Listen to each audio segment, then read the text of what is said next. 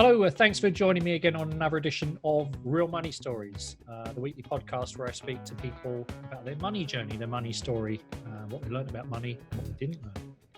Today I'm joined by Timi Merriman-Johnson, aka Mr. MoneyJar. Hello, Timi. Hello, how's it going? Good. I tell you what, I love your obviously I want you to explain to everyone what you do, but I love your stuff on social media where you put money lessons, as it were, or money principles into something that younger people, not just kids, but younger people can relate to. So do you want to tell everyone what you do as your day job now? Sure. So as my day job, I'm a finance manager for a South London charity. And at all other times, much to the chagrin of my partner, I'm Mr. MoneyJar. So it's a financial education company for young people in the UK. And I do digital content, coaching, workshops, and events around personal finance, investing, and property. Yeah. And if you haven't checked out Timi's stuff, do check him out. Mr. MoneyJar is all over social media, certainly Instagram, well worth looking at. I mean, I was laughing when I look at his stuff. I think it's great. Thank you, Jason. That's all right. So Timi, this is all about breaking the taboo, this podcast is about breaking the taboo of talking about money. And we all have a different money journey. I know a little bit about your background, but do you want to take us back to the early days and your early experiences of learning about money in relation to your childhood? Oh, wow. In relation to childhood. Well, actually, my name comes from a childhood activity that my parents encouraged me and my younger brother to do, which was to save pennies into a jar and sort of watch it accumulate. So we were encouraged to think about money from early. Other kind of early memories relate to kind of playing Monopoly with the family and getting angry when. Nice to watch your shoe then. I'm sure that the game of Monopoly has never ever been finished because someone always flips the board and gets annoyed. But so those are sort of my early memories. But then if we fast forward to me being a student and starting my first job was at a financial PR company in the city. And a lot of our clients are banks and PE houses and that sort of thing. And that's when I first kind of came into contact with a lot of the terminology and kind of concepts around finance. And I didn't understand anything. And there were all these, balance transfer and equity and this and the other. So that kind of piqued my early curiosity, but also taught me how to find stories in data and how to communicate with people. My next job after that was at a marketing company. And again, that's kind of where, if you look at my content, the kind of the design and the language and stuff comes from. Consumer friendly. Yeah, exactly.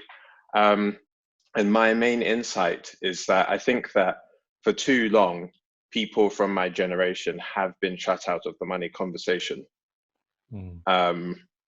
And I don't think it's necessarily been done on purpose, but it's just that people generally do understand concepts. You just need to meet them where they are with what they understand. So the reason why I don't just do a dry table with the ways you can say for your kids, the reason why I put The Simpsons in there, because people understand The Simpsons. Everyone loves that TV show.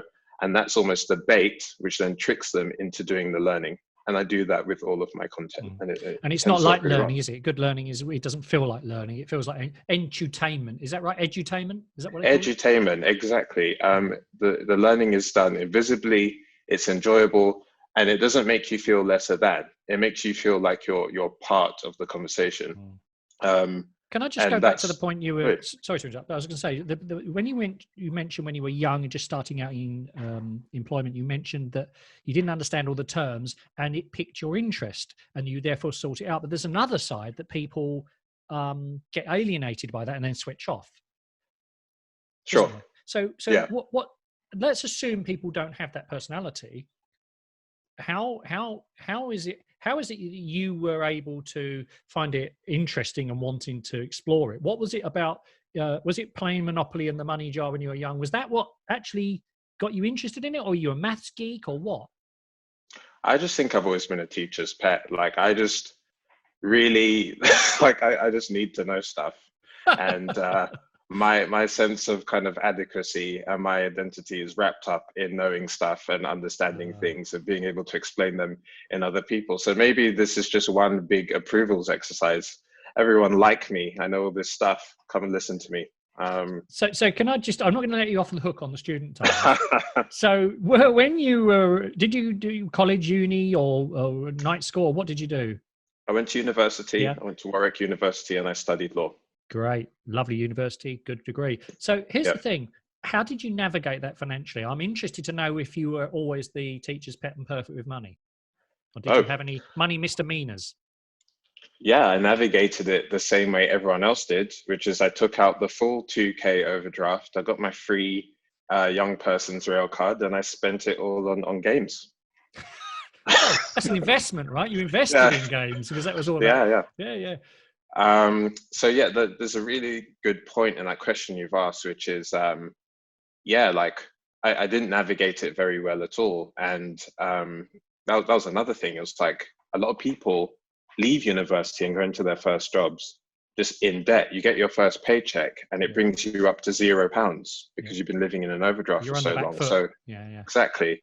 And if you look at a lot of the financial education stuff that's out there at the moment, I think it kind of misses out this layer of people. Like, surely we need to educate people as early as possible in their lives so that once they get to uni and once they start working, they can understand things like overdraft, debt, student loans, how to read a payslip, taxes, and so on. And that's what I'm interested in. But let's just think about that. You said, I took out the maximum overdraft. I did this. I did that.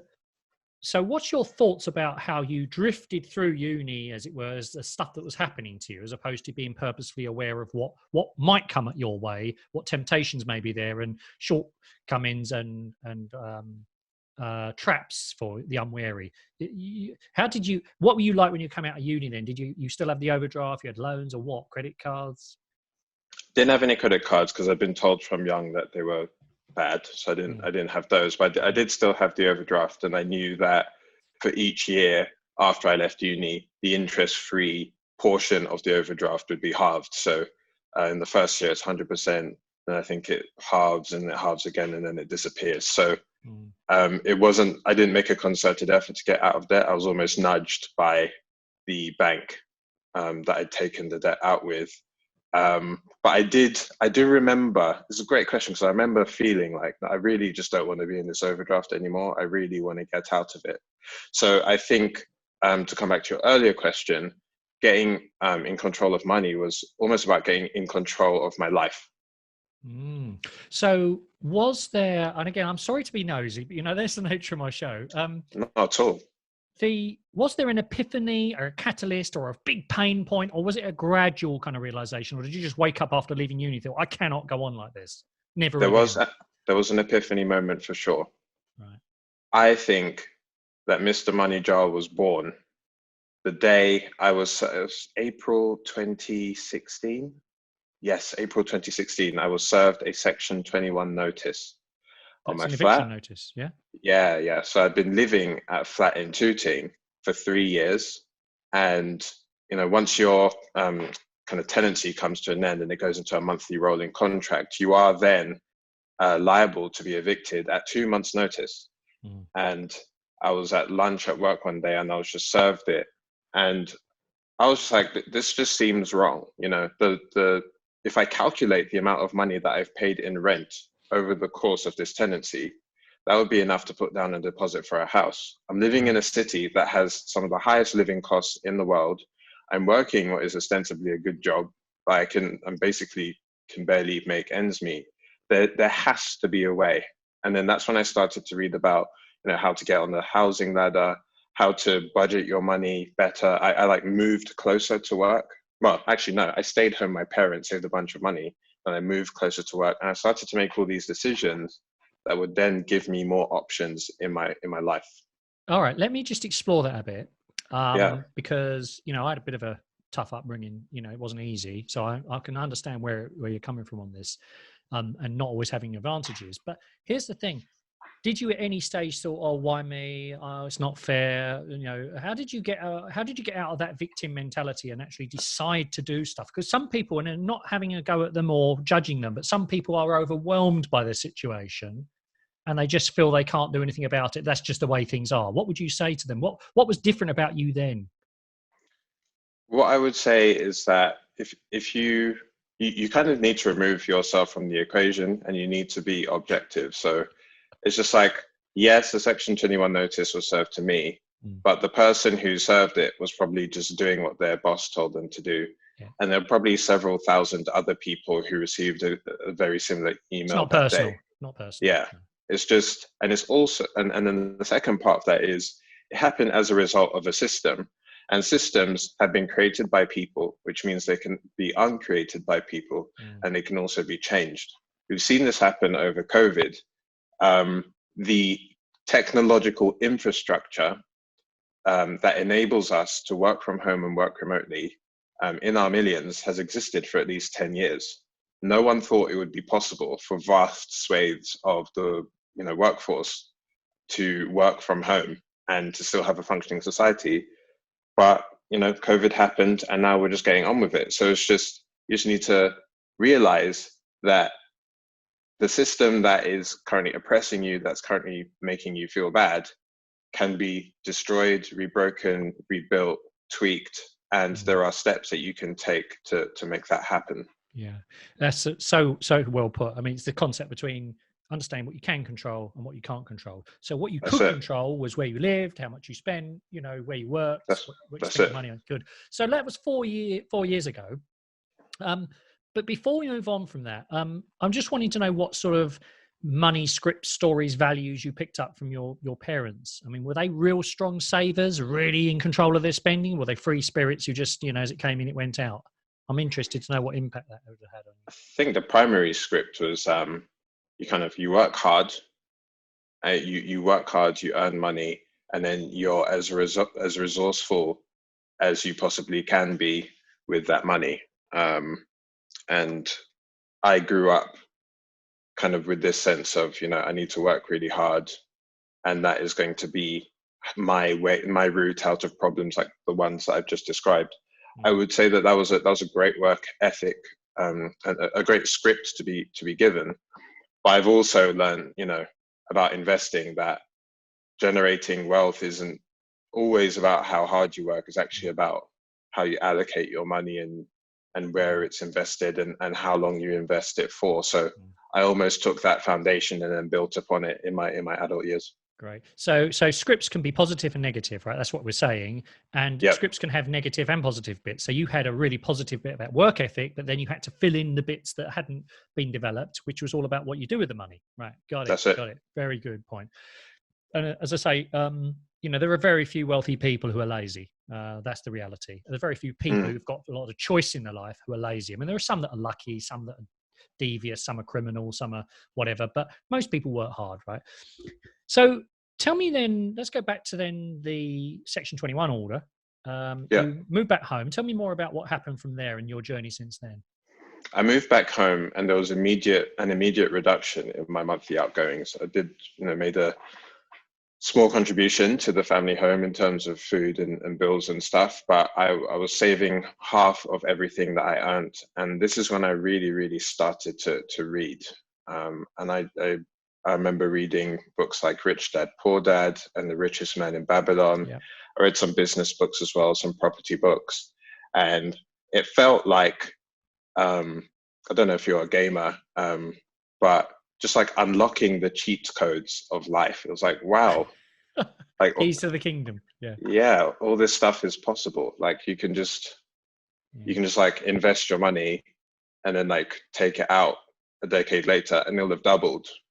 And like you'll have, because I was coming from an understanding where it's like, no, like your money, you keep your money in cash and you save it and you are beholden to whatever the prevailing interest rates are at the time. So it was just hugely enlightening. Meeting my girlfriend too. I met her at the tail end of 2016. She introduced me to podcasts. I hadn't kind of listened to any podcasts up to that point. Really great podcast by an American lady called Gabby Dunn called Bad with Money. And the great thing about reading and listening to podcasts, listening to TED Talks, all that thing is money compounds, but knowledge also compounds. And each new thing that you learn then forms this link with something you learned before. And I just find that really, really exciting. So it's that awareness, it's learning and understanding, and then of course it's doing, right? So so you met your girlfriend. Now I just want to touch on it. I am a nosy kind of guy. You met your partner. This is always a difficult one because very few people, when they meet someone and start a relationship with someone, you know, beyond just a few dates, you don't normally have the conversation, do you, about money? You know, it's not the sort of big thing. Have you got loads of debts, darling? Or are you any good at controlling your spending? You know, it's not the sort of thing you would normally talk about. It's like, let's get the prenup out before we even talk about marriage. So, so how did you, if you don't mind sharing, how did you, apart from her teaching you about podcasts and you teaching her about gaming, I don't know, perhaps that was the issue. Your game was better than hers. How did you explore the whole role of money and your values and how you use it? I mean, did that develop over time or? We were open from day one. This is another positive script I think I picked up as a young person. I wasn't taught that my worth was wrapped up in like how much I earn or how much other people earn or whatever. It was all about how hard you worked and what you could do.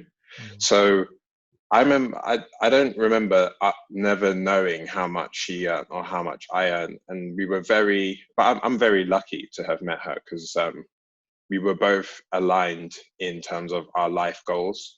I was just reading Laura Waitley's book, Money, a User's Guide, and there's a section at the back where she goes into detail about things you might want to consider when in a relationship with money. And one of them was talking about the pitfalls of having a joint account, how you're both kind of liable and it's like interlinks your credit history and stuff. And I went to my girlfriend like, we're so lucky. You know, we've trusted each other from day one and this hasn't been an issue.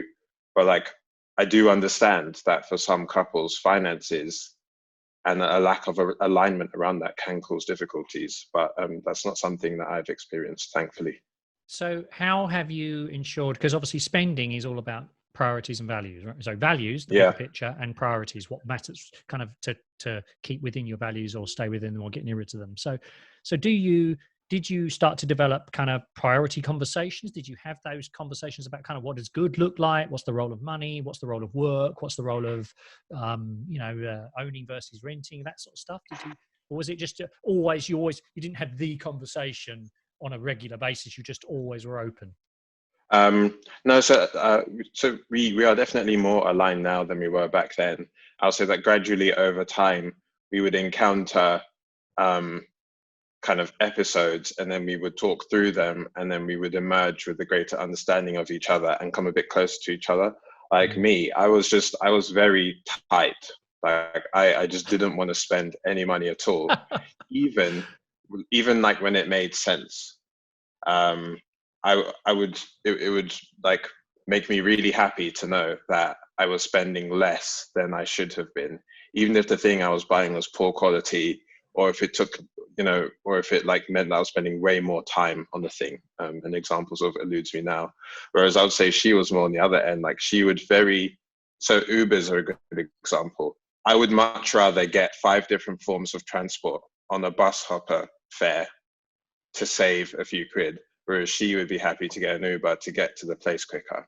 And that's why I learned about how time is money and you can actually use it to become a more efficient person. Yeah. So buying either outsourcing drudgery, getting That's it. time control, but also it's knowing the law of like when you need to spend money just as important. So where do you think that was coming from then, Timi? In terms of her perspective? No, you. I'm talking about you. You'd rather cut your arm off than spend a $5 on an Uber. Yeah. Where do I think that was coming from? I think that when you see money as something that you earn and that is spent on things. So we live in a super competitive consumer economy, and we are taught like earn as much money as you can and then like use it to buy stuff. and you don't really get a look in on like the investment side or the entrepreneurial side. So investment being like being able to grow your money, entrepreneurship, you know, selling products and services to other people to be able to make money.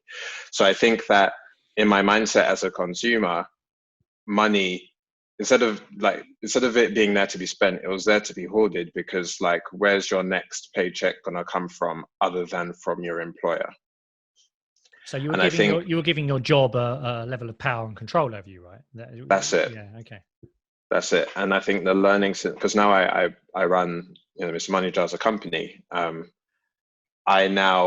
think it comes from self-value, actually. I think we could all do with valuing ourselves more. Yes, you can get a job and you can work for someone, and you can learn, you can form networks, you can develop your skills, but within you is a product or a service that someone else would be very happy to part money with. And if you don't believe that, then just think back to all of the times in the past when you spent money on just like nonsense stuff that you don't even use anymore, that's not even valuable to you now. So it's all about developing a skill and then just and bring it out to the market. But you make a very good point there, that let's just say someone listening to this podcast either has lost their job or is going to lose their job, or knows someone who has or is going to lose their job.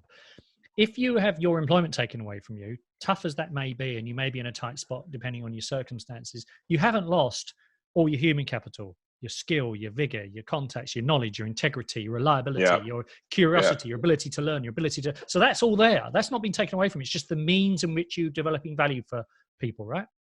Yeah. Okay, so on that point, I want to just go back to how you navigated into employment then from uni, and why you chose what you did and what you learned from that. Okay. So, you know, what happened then after you left uni? After I left uni, well, I did law, but I didn't have the best time of it. I unfortunately didn't find it all that interesting. But I, you know, I had a business at uni. I used to design flyers and sell them to uni societies around the country. I've always enjoyed writing. So I just wanted to go into an industry that would enable me to kind of use my creative skills, and marketing and PR. PR was that. So I you know, applied for internships and graduate schemes, and then that's when I landed my first job. And it's really strange at the time. So in my first job, I would write press releases. I learned how to find data sources and kind of crunch numbers in Excel. I would make infographics, and they'd be landed in, you know, the FT and the Daily Mail and all that stuff. I didn't realize that at the time I was learning all of the stuff that I would now go on to use to teach people about personal finance and investing. So it's just very strange how things work out sometimes. So here's the thing: you're not always aware that you're learning skills that are transferable and that can deliver value in different settings. Right? Exactly. So how did you ended up in? Well, I say ended up. I don't mean that in a derogatory sense. You started out in a marketing position, and then what happened? And how did you think very carefully about maximizing your income or maximizing your ability to learn, or both?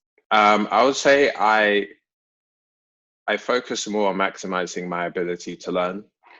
A personal hero of mine, Warren Buffett, gave a talk, like one of his many talks that he's given, said that you should take a job that you would take if you were already independently wealthy. And that's a message that I heard quite early on and has stayed with me. He says that if you take a job, basically the job you would do if you'd won the lottery, and you just don't worry about, you know, an extra 5K or 10K here or there, you'll leap out of bed in the morning and you will excel at that job because you'll be passionate about it and you'll want to do it. And the thing is that in the top 10% of any field, you will be well paid. Plus, because of the internet, there are just so many ways to make money now. So I don't think it makes a lot of sense to maximize money. I think you're much better, particularly earlier on, you're much better off learning and trying to find out bit by bit what you enjoy and what you're good at. Well, I would wholeheartedly agree with that, because I became financially independent in my late 40s, and you know, so for me, work is optional. I don't mean it to brag, but what I mean is, for me, I work, as you know, I've got part-time job where I work for Salary Finance as a head of financial education. I have my own business with wellbeing, but I love the work. I mean, I honestly love the work. And you're absolutely right. Like, I do this, don't tell anyone if I didn't earn any income. But here's the point. The funny thing is, the more you love what you do, and more importantly, the better you get at it, then you just become more valuable. Here's an interesting point I think we should just make though, Tim. For anyone who's out there doing a job that they don't love or work that they don't find joy in or whatever, sometimes we can't always find, or it's not appropriate at that given moment in life. We just have to sometimes do jobs just to get us through. But as long as there's a pathway through to the better land, you can do that job with pride and do your best for it, even if it's not glamorous. I mean, I cleaned toilets in my teens, wasn't glamorous, but I still did it with gusto and pride. So sometimes we can't always do what we love at that given moment in time, but if we are conscious of it, it's something to aim for, right? You can't always do a job that you love, but the job is only part of the job, if you get what I mean. Because as you're working, there will be skills that you're developing within the job, like negotiation and communication and forming networks with people and how to cooperate with other people. These are all still very valuable things, and these are things that will stay with you long after you've left that organization. So like life isn't going to go 100% your way, but if we come back to the focusing on things you can and can't control point, there will still be positives that you can draw from the situation, I believe. So tell us about how Mr. MoneyJar, I call it your side hustle. I know it's a big part of your life, but how did that develop then? What were you 2000s? You were living at home, you were doing the finance manager job or the marketing job. Tell us about how that business started. I mean, was there a big master plan, or did you just sort of gradually come up from behind and just sort of roll into this big thing?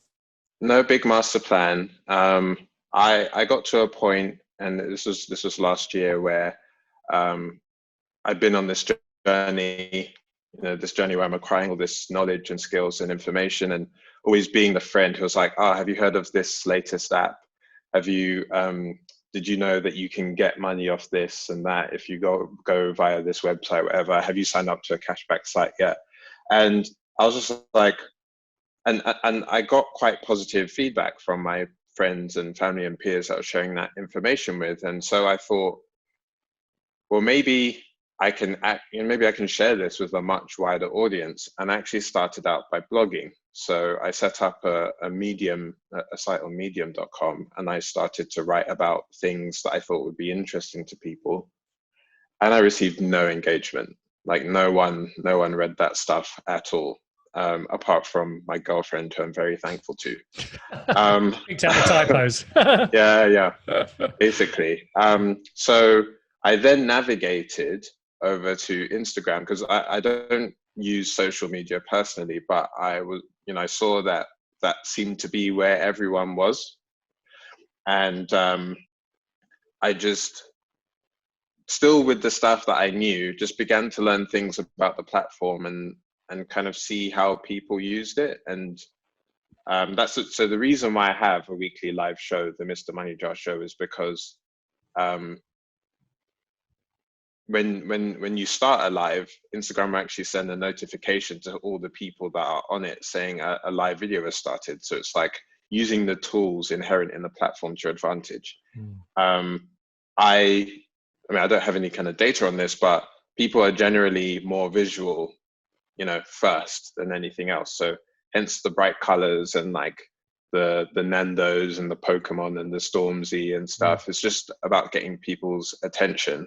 But I always make sure to put in the actual kind of serious financial bit is kind of hidden in there, so that by the time you've read through the whole thing, you've learned something new. So I'll just say it's been a journey over the past year to just access a greater and greater audience. Yeah, it's funny. I hadn't until a month ago. I had no Instagram exposure whatsoever. Sure. And only because I don't use that platform, like you say. However, we have to meet people, and this is true in any business. You have to meet people where they are. And interestingly, my daughter who's 21, who handles all my social media platforms and everything, she said, we have to be on Instagram. I said, well, what does that mean? And what she said is it's a mixture of storytelling, it's a mixture of pictures, it's a mixture of engagement, and it's softer than other platforms. Well, here's the thing. These things are always changing. What's your view then? What have you learned from being on Instagram and talking about money over the last year or so? Yeah. So a lot by the sounds of it. Do you know what I think? So I'm a big proponent of looking at substance over form. And by that, I mean, essentially, what I think I'm building is I'm building a school. Like, school doesn't have to be a building that you go to from 9 until 3 or whatever it is with kind of set curriculum and lessons and stuff. It's just a medium through which you acquire knowledge.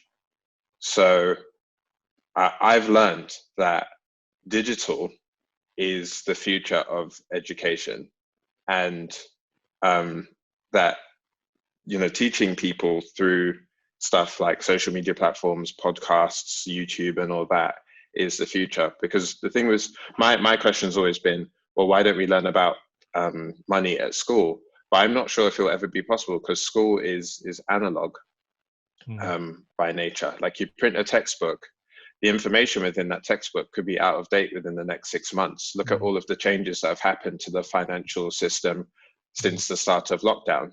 But with social media, and even, you know, with podcasts like this one, you can, the minute there's a change to the system or there's new information that people need to know, you can reach them directly in their homes at a time that's, you know, good for them. And you can interact with them. That's the other thing, that it's interactive. So at school, you're kind of told not to talk in the classroom. If you do that, you're kind of naughty and it's discouraged. But on social media, it's like, no, like, commenting is a good thing. Asking questions is a good thing. The and more it's that instant happens, feedback, isn't it? It's better it is. Feedback, yeah. Exactly. I did a live on Instagram for another Insta sort of person, and it went on for an hour. I couldn't believe it. And there was an amount of questions that were coming in. It was never ending. I said, look, I've got to go, sort of thing. There was never ending. There was so much demand, so much. So you're absolutely right. So what's the best bit of advice you've ever had or learnt or been told about money and money and working and earning? I'm going to kind of come with a curveball response. I don't know whether this was taught to me directly by anyone or whether I just kind of realized this over time, but the top money tip that I try and go by is you need to be happy, and you need to, like, not care what other people think. I feel like I would love to see a study that kind of measured how much spending was done and how much money was earned just to impress other people, and just to so that people could, you know, like buying cars or clothing or buying a big house and stuff. What proportion of that is actually about wanting to get from A to B, and how much of that is actually about social approval? I feel like social approval is a huge driver behind these things. So what I try to live by is, like, just be happy within yourself, be content with what you have, and try and, it's like, it's not that you shouldn't care what other people think, but the number of people that you allow to influence your decision making should be very small. It should basically be the people that you love and that love you. There's a great quote. Will Smith, one of my heroes, I love him as an actor, great guy. His favorite quote is from a satirist called Will Rogers. It said, too many people are spending money they haven't got to impress other people who they don't know, and I always add, who don't care. So, as you say, and it's the old, if you were the only person who don't care. Yeah, and if you were the only person in the world, would you still wear the same clothes, drive the same car, go on the same holidays, put the same pictures on social media? You wouldn't, would you? So who are you doing it for, you or someone else? That's a very good point. So look, if people want to get engaged with your stuff, where can they find out about you, Timi? All over Instagram. You got a website as well? Sure thing. Website is under construction at the moment. So for now, you can find me on most social media platforms, but Instagram mainly, and my handle's at Mr. MoneyJar. And when is your live show, your live Insta show? When do you can catch? Yeah, you can catch the Mr. MoneyJar show live every Monday at 6:30 p.m. And I talk to creators and kind of finance apps and companies within the space. It's a really good show. Great. 6:30 Monday.